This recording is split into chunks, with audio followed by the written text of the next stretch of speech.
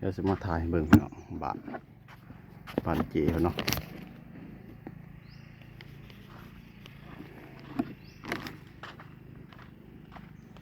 เพิ่นสิเฮ็ดเป็นบ้านให้คนมาเสาผักเนาะพี่น้องบ้านผักมันสิเฮ็ดเป็นบ้านผักพี่น้องตัวนี้เป็นบ้านตัวที่เพิ่นเฮ็ดให้เฮาอยู่เนาะพี่น้องบ้านหลังนี่เนาะตัวนี้เพิ่นสิเฮ็ดให้เขามาเสาเนาะพี่น้องบ้านหลังนี่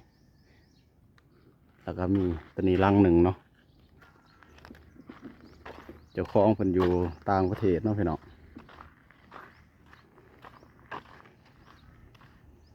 เอามาดูแลสวนให้เพิ่นเนาะพี่น้อง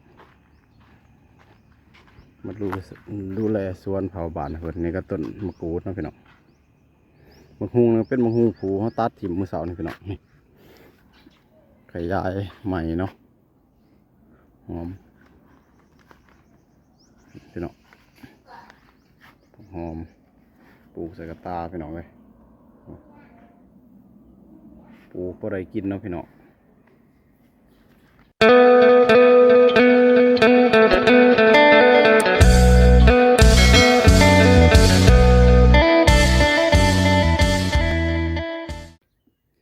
กับสบายดีสวัสดีพ่อแม่พี่น้องเพิ่นสู่สุขคนเนาะมื้อนี้ก็ยินดีต้อนรับเข้าสู่ช่องบ่าวไฟคนใกล้บ้านคือเก่าเด้อพี่น้องมื้อนี้ก็สิมาถ่ายบรรยากาศอยู่สวนให้พ่อแม่พี่น้องได้เบิ่งได้ชมเนาะหลังจากฝนตกมื้อเช้านี่พี่น้องฝนตกก็บ่แห้งปานใดเนาะมื้อเช้านี่ก็พอดีซุ่มๆพี่น้องตอนนี้ก็เป็นเวลาประมาณ10 โมงพี่น้องเดี๋ยวสิมาถ่ายบรรยากาศอยู่สวนให้พ่อแม่พี่น้องได้เบิ่งได้ชมก่อนอื่นก็ฝากพ่อแม่พี่น้องกดไลค์กดแชร์กดติดตามนี่เด้อพี่น้องที่สำคัญก็ฝากเบิ่งโฆษณาให้แน่พี่น้องพอสิได้มีกำลังใจถ่ายคลิปต่อๆไปพี่น้องเลยพอได้มีเงินเนาะก็ฝากเบิ่งโฆษณาให้แน่พี่น้องจะได้มีเงินซื้อขนมให้ลูกพี่น้องโอเคเนาะพี่น้องบรรยากาศหลังฝนตกพี่น้องตอนนี้ก็ยังครึ้มอยู่พี่น้องก็คือสิตกอีกเนาะพี่น้องแดดก็ออกแต่ออกบ่แห้งปานใดเนาะโอเคเนาะพี่น้องเดี๋ยวสิพาไปเบิ่งไปชมสวนคือเก่าพี่น้องเดี๋ยวสิพามาเบิ่งกล้วยครับพี่น้องหลังจากที่ตัดปีออกเนาะบ่คอยได้ถ่ายคลิปเนาะพี่น้องบ่ฮู้ว่าสิถ่ายหยังให้พ่อแม่พี่น้องได้เบิ่งได้ชมพี่น้องเลยถ่ายหลายอย่างพ่อแม่พี่น้องเบื่อเนาะนี่พี่น้องหลังจากเขาตัดปีออกไปแล้วเนาะตอนนั้นก็เริ่มใหญ่เนาะตึงดีอยู่พี่น้องกล้วยที่เขาตัดปีออกไปเมื่อก่อนเนาะช่วงบ่ายว่าจะไปหาแย่ไข่มดแดงพี่น้องตัวนี้เขาตัดมือเสาเนี่ยพี่น้องปีกล้วยเนี่ยเนาะเด็ดพี่น้องตัวนี้แล้วเนาะไก่มันเคลียร์พี่น้องเลยก็เลยค้างไว้เนาะปล่อยมือเสาเนี่ยมันเคลียร์ลายก็เลยค้างไว้ก่อนช่วงบ่ายจะสิปล่อยมาเนาะพี่น้องไก่ทับหานเนาะเคลียร์ลายพี่น้องนี่เลยเดี๋ยวค้างมันไว้ก่อนพี่น้องแล้วพามาเบิ่งทางฝั่งบังน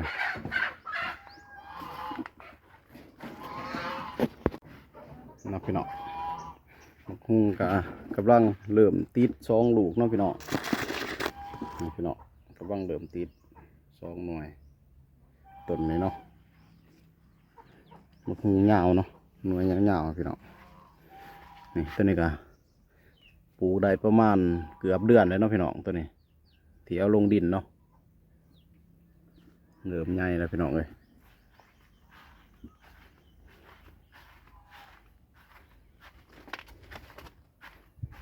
เครือก็ร้ายแล้วพี่น้อง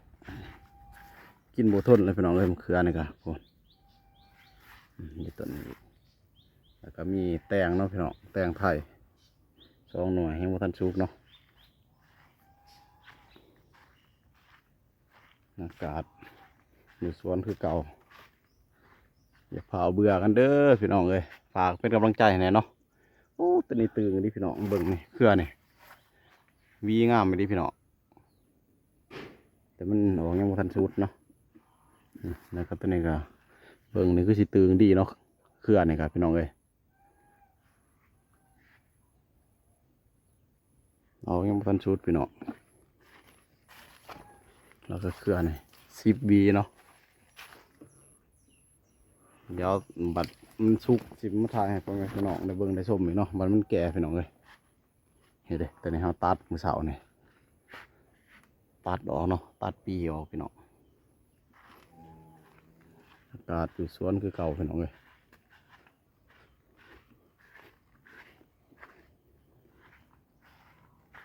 เดี๋ยวสิถ่ายขึ้นไป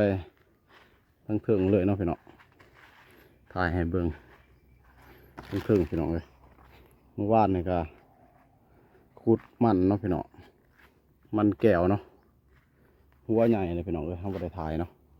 พักคากระแตกหยอดดีพี่น้องแกงใส่ไข่หมูแดงเด้พี่น้องก็สิแสบเนาะ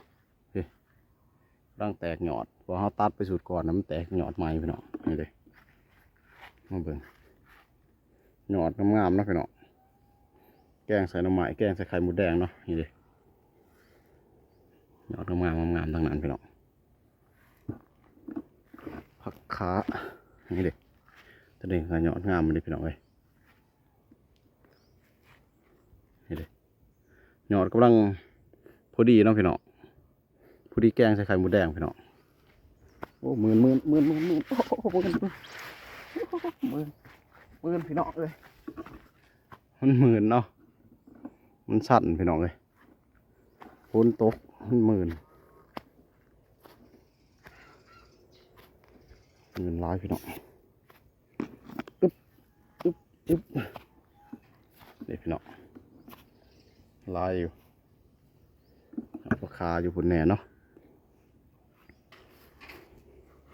ก็อยู่ทางฝั่งเบื้องมันก็มีเนาะพี่น้องราคาก็บนบานเนาะพี่น้องเนี่ยจะมาถ่ายให้เบิ่งพี่น้อง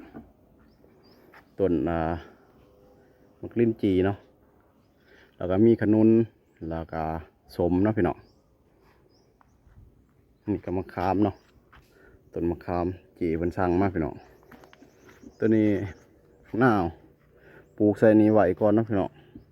เพราะว่าพื้นที่มันยังไม่มีหม้องลงเนาะต้องรอเอาดินมาเขี่ยนี่ก่อนเนาะพี่น้องเจเพิ่นรอสร้างบ้านได้เอาแล้วเพิ่นสิเอาดินมาเขี่ยมาปรับเนาะจังสิมีหม้องปลูกพี่น้องเลยต้นนี้มะกรูดเนาะแล้วก็ต้นกระท่อนพี่น้องนี่ก็มะกรูดปลูกใส่กระตาไว้ก่อนนี่ก็กระท่อนต้นมะม่วงเนาะมะสมแล้วก็มีแค่นี่ใหญ่ไหวเลยพี่น้องเลยต้นแค่เนาะใหญ่ไหวปลูกพร้อมกันกับพวกต้นมะม่วงเนาะพี่น้องมีแค่นี่ใหญ่ไหวเลยก็มึงยุ่มเนาะตอนมาต้นน้อยๆพี่น้องตอนมาใหม่ๆเนาะต้นน้อยๆแล้วก็มะม่วงเนาะมันดอกแล้วได้สูตรหนึ่งเขาเด็ดดอกมันออกเบิดพี่น้องแล้วมันมาดอกใหม่เนาะเดี๋ยวสิเด็ดออกอีกพี่น้องหยาดต้นมันตายเนาะพี่นาเขาจังเอาไหวเนาะพี่น้องม่วงไหวนี่ก็บานเนาะประมาณนี้พี่น้องทางนั้นก็จะมีแต่พวกต้นดอกไม้เนาะนี่ก็ดอกไม้พี่น้องเดี๋ยวสิผ้าเบิ่งผ้าส้มพี่น้องนี่ก็บัวนี่พี่น้องดอกไม้เนาะดอกคุณนายตื่นสายเอาวันนี้ปลาไหวนี่พี่น้องมันคืนงามเลยพี่น้องเลยนี่ก็ต้นดอกไม้เนาะพี่น้องต้นดอกไม้ต้นมะฮุงนี่ก็แม่นเนาะมีมะฮุงพี่น้องนี่ก็มะฮุงเนาะแล้วก็มีพักอีหุ่มบ่หรือมะลุ่มบ่นี่พี่น้องต้นบางใหญ่มันพี่น้องเลยทางฝั่งเบื้องนี่เนาะมาถ่ายให้เพิ่งพี่น้องตามบ้านเจเพิ่นยังบ่ทันแล้วพี่น้องเพิ่นสิเฮ็ดครัวออกมาอยู่เนาะเพิ่นสิเฮ็ดครัวออกมาทางนอกเลยเนาะพี่น้องเพิ่นสิเฮ็ดครัวออกมานี่เนาะเพิ่นสิเฮ็ดออกมานี่ครัวแต่เพิ่นเฮ็ดยังบ่ทันแล้วเนาะนี่ว่าอีลุ่มนี่พี่น้องใหญ่ไวคักนี่แบบต้นแค่เลยพี่น้องใหญ่ไวเนาะ ปลูกแป๊บเดียวต้นบักใหญ่มันพี่น้องตอนเอามาต้นน้อยๆหนึ่งพี่น้องนี่มีต้นบักใหญ่มันเดี๋ยวนี้อาจจะมีคามเนาะต้นคามกับต้นแค่นะพี่น้องต้นนี้ก็ลิ้นจีนะพี่น้องใบมันหล่นมันสิแตกยอดใหม่บ่พี่น้องนี่ใบมันหล่นออกไปนี่ต้องใช้มันสิแตกยอดใหม่นี่พี่น้องนี่เพิ่นก็จะเอาดินมาปรับใหม่เนาะพี่น้องแถวนี้กันเนาะแถวนี้เพราะว่ามันยังต่ำอยู่เนาะปรับให้มันได้เสมอซ้ำตัวที่เขาปลูกต้นใหม่เนาะพี่น้องปรับมันนี่เนาะเอาสายมาปรับตัวนี้เพิ่นสิปลูกหญ้าพี่น้องเพิ่นสิเอาหญ้ามาเล่มาปลูกเนาะพี่น้องเพิ่นสิเฮ็ดเป็นสวนนี่มันลุ่มมาตัวนี้แล้วก็ต้นม่วงเนาะแตกยอดใหม่แล้วพี่น้องเอ้ยฝนตกมื้อเช้านี่พอดีงามพี่น้องพอสุ่มๆเนาะตัวนี้ต้นย่อเนาะใหญ่แล้วพี่น้องแล้วก็ต้นจำปีเดี๋ยวพี่น้องตอนนี้เขาก็ได้ออกมาเอาบินไฟเนาะพี่น้องบินไฟมาแล้วเดี๋ยวมืออื่นสิไปจ่ายเนาะพี่น้องจ่ายค่าไฟเดี๋ยวจะมาถ่ายเบิ่งพี่น้องบ้านเจ๋เนาะ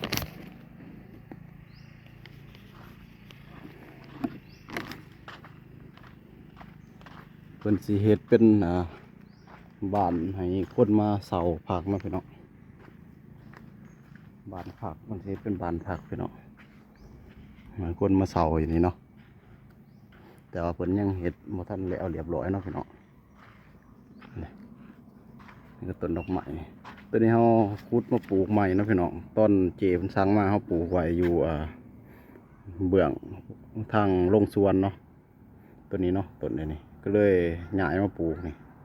เพราะมันยังบ่ทันสดชื่นปานใดเนาะพี่น้องพอเขาย้ายมาใหม่เนาะนี่แล้วก็ต้นนี้เนาะนี่เนาะต้นนี้เนาะตัวนี้บ้านเพิ่นสร้างใหม่เนาะพี่น้องนี่พี่น้องมันเพิ่นแล้วเนาะบ้านเพิ่นสร้างใหม่พี่น้องประมาณนี้เนาะสร้างเพิ่นยังบ่ทันมาเฮ็ดเนาะพี่น้องสร้างเพิ่นยังบ่ทันมาเฮ็ดรังมันเนาะกับพวกข้างในนี่เลยเนาะพี่น้องนี่เนาะพี่น้องประมาณนี้พี่น้องเลย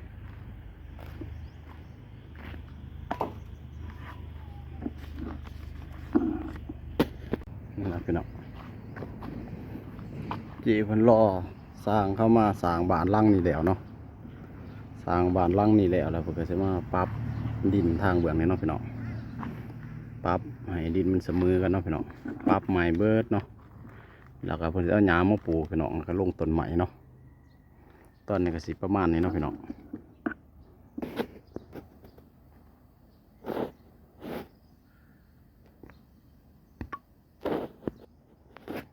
ตัวนี้เป็นบ้านตัวที่เป็นเห็ดในเขาอยู่เนาะพี่น้องบ้านหลังนี่เนาะตัวนี้เป็นสีเห็ดในเขามาเซาเนาะพี่น้องบ้านหลังนี่แล้วก็มีตัวนี้หลังหนึ่งเนาะเจ้าของเพิ่นอยู่ต่างประเทศเนาะพี่น้อง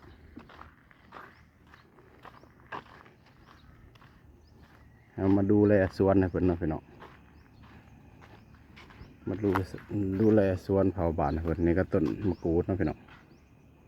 มะฮุงเป็นมะฮุงผูเขาตัดถิ่มมือเสานี่พี่น้องมีแต่มะฮุงผูพี่น้องแล้วก็ยูรูปมันต้นหนึ่งเขาตัดถิ่มละต้นนี้กระยานผูอย่างนี้แล้วสิตัดถิ่มพี่น้องหนาว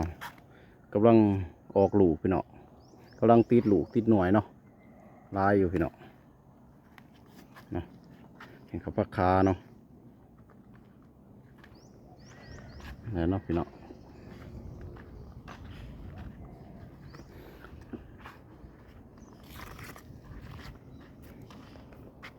ตอนนี้ยังบ่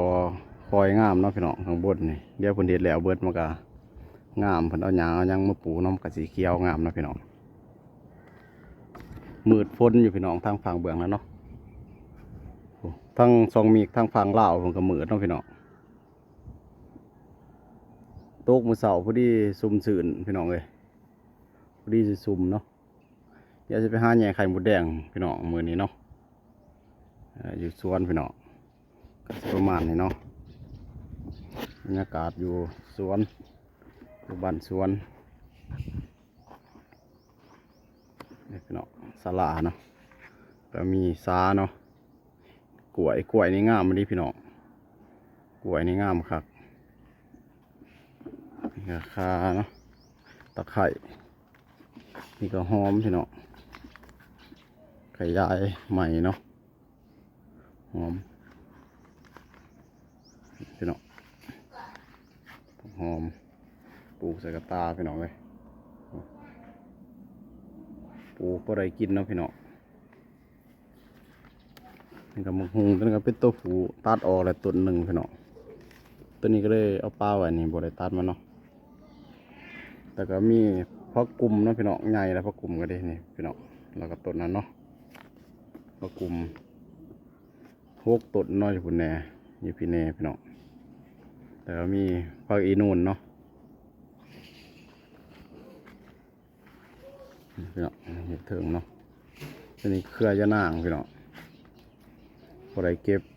แกงใส่หน่อไม้เนาะพี่น้องตัวนี้ก็พักสลัดเนาะพักอีนูนนะครับต้นมะฮุงนะครับปลูกไม้ใหญ่เลยพี่น้องเอ้ยพักอีลุ่มตัวนี้พี่น้องต้นบางใหญ่มันเนาะนี่ก็ปลูกไม้เนาะมะฮุงต้นนี้ตัวนี้ก็มะเขียบดูว่าน้อยหน้าเนาะพี่น้องน้อยหน้าใหญ่เนาะนะพี่น้องตัวนี้ก็มะฮุงมาปลูกไม้4 ต้น5 ต้นพี่น้องนี่เนาะโอเคเนาะพี่น้องเราก็จะได้จบคลิปไว้เพียงสำนีก่อนเด้อพี่น้อง